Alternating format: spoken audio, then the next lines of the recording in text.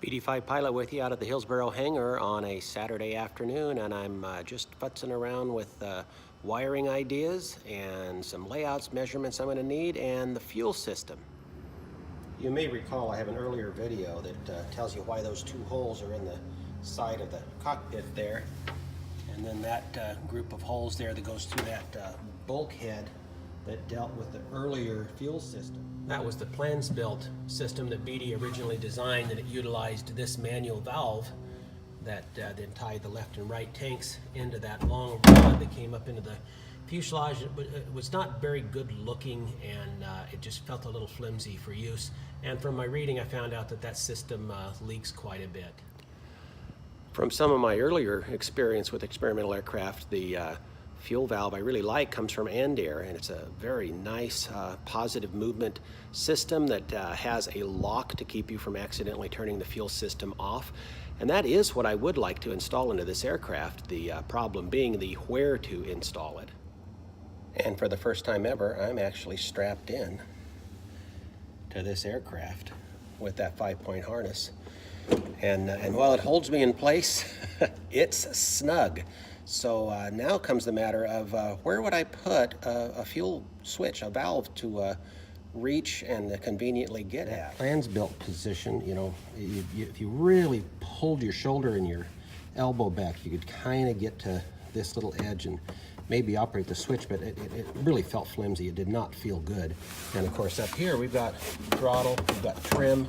I don't want anything really interfering with that. And I've got to have room to handle the switch panel that's going to go right here, and that actually is going to rest about an inch back from its current location. So I want to make sure I'm keeping this area clear from anything.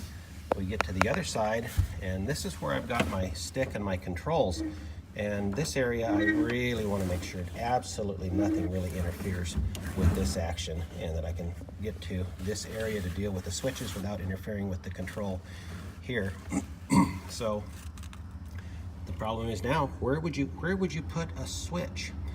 Now, of course, one of the factors I got to think of is, all right, I want to have control of the aircraft, want to be able to be a hold of this stick.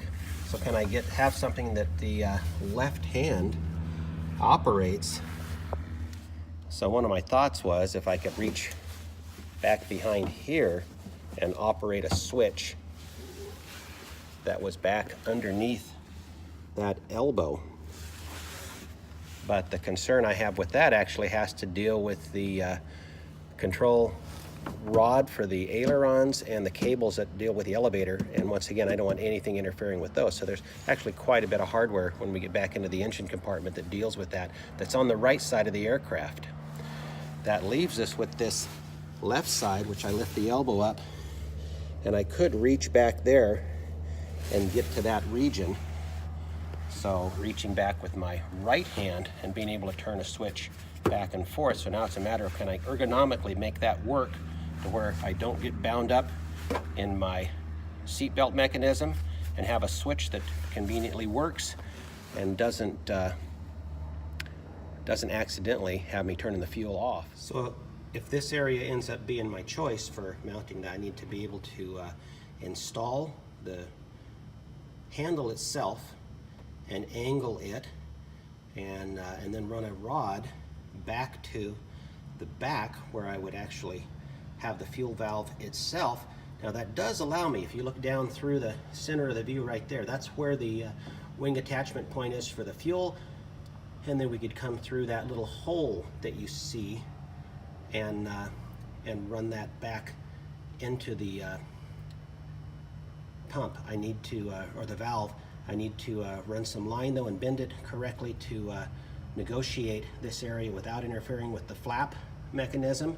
And then of course my concern I had over here had to deal with the elevator cables and that rod that is the push rod for the ailerons. So I would need to use the universals that they make for Andair, and probably multiples of those universals to get that shape to fit. I've got 13 inches to come across that engine tray and about 5 inches to come here forward. And if I can run a universal at this end, the cockpit end, and a universal where it feeds back to the valve itself, I probably would be okay. So I have to talk to Andair and see if that's a possibility. In the design of this fuel valve system, which would go on the left side of that engine compartment there, I also have to figure on not interfering with the electrical box here. The Vertical Power VPX box is a very clean installation, solid state, no breakers in the aircraft. All of it's handled electronically. All of it can be displayed on that Garmin G3X display. And what they send you is a pretty complete kit with a selection of many different wire gauges, and some of them have the connectors on them pre-configured for setting the pins up on the connectors themselves. And I have a selection of black as well as white, so I can keep track of my grounds. And it's a matter then of color coding and a set of schematics that tell me what wires go where, so that when I turn the power on, everything actually works. So I've traced out a couple of the plans of the aircraft from the cover of the set of plans that I have, so that I can take and start drawing out what lights I have where and what kind of lead runs that I need for the wires themselves, and then I'll come up with a color coding scheme that makes logical sense, and then start laying out the wires, cutting them to length, and hooking up the connectors so that this system should be operational in a hopefully short period of time.